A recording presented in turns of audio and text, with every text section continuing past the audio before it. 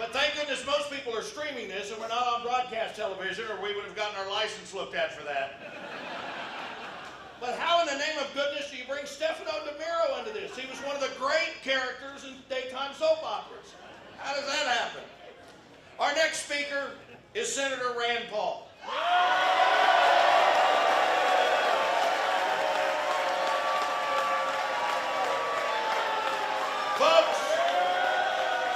Folks, if you did not see it on Wednesday, please go back and watch the Fauci hearing from start to finish.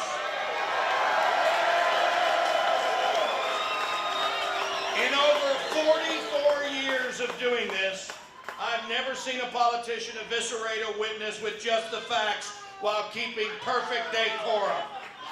It was a masterclass of taking someone down who was trying to smooth his way through with platitudes. How bad was this COVID thing? Senator Paul, I've got a souvenir. I want you to sign.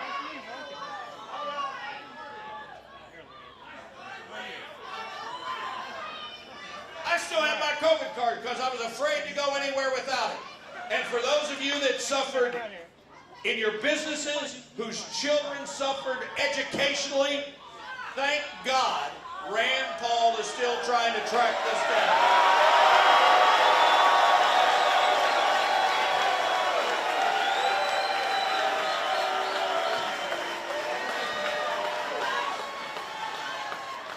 When we look at this situation, CNN said it wasn't important. They wanted to look ahead. It's important to the people who suffered and are still suffering. Thank you on behalf of a grateful Commonwealth for your dogged pursuit of the truth.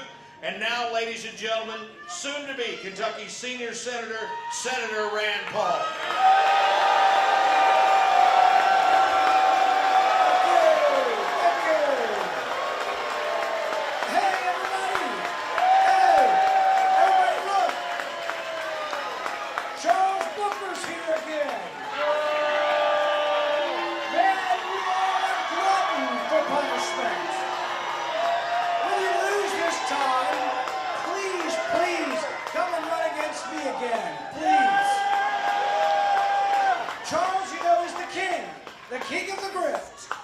Remember when you did that grift, Charles, when you made over $100 grand?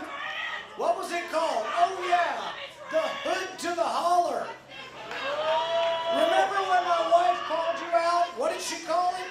Oh, that's right, the hood to the dollar. But Charles, I'm glad to see you haven't given up on your principles. Your principled stand for the mutilation of minors is sure to endear you to dozens of people. Your principled stand for drag queens in kindergarten might just be the clincher that lets you set a new record for the least votes ever.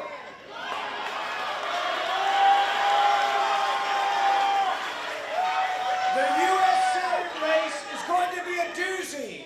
Between Andy Barr and a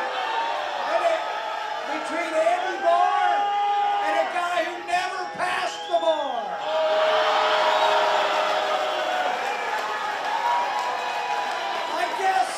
I guess this means the Democrat bench is empty, because I'll bet you even the Democrats for Hamas are not coming in this year. I can't believe Andy Beshear's not here to support you, but then again, he didn't come last time either.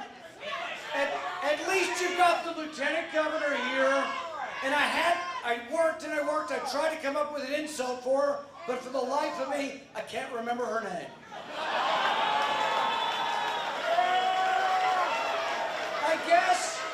I guess Beshear is busy running for higher office.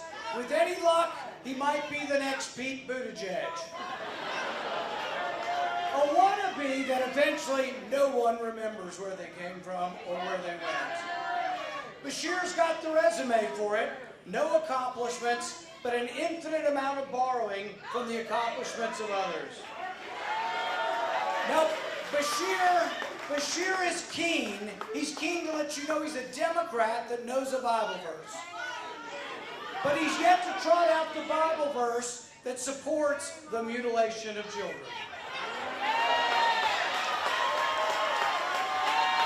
As far as Bashir bragging about the state of Kentucky, Kentucky's successful economy comes from one source and one source only, and that's our Republican majority.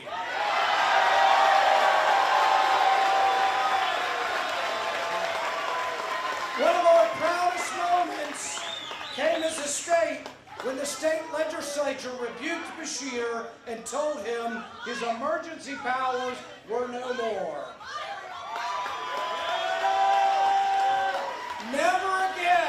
Never again will a governor be allowed to send the state police after people trying to go to church.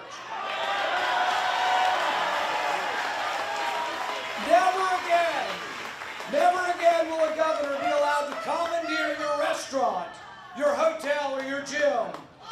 Never again will a governor close our schools.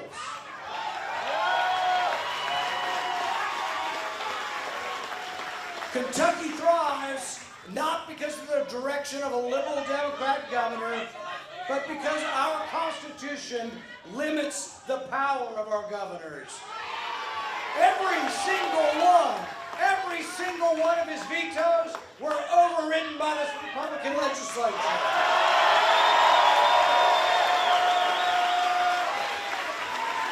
If Andy Bashir is remembered, it will for being neutered at every turn by the Republican legislature.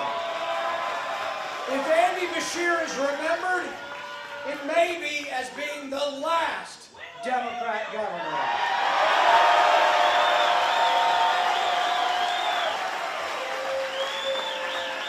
For those with eyes to see, it is clear why Kentucky thrives. It is because of our Republican majority. I am proud to be part of that majority. I'm proud to be a Kentuckian, and I'm forever grateful to be part of the greatest freedom experiment in world history. God bless the USA. Thank you very much.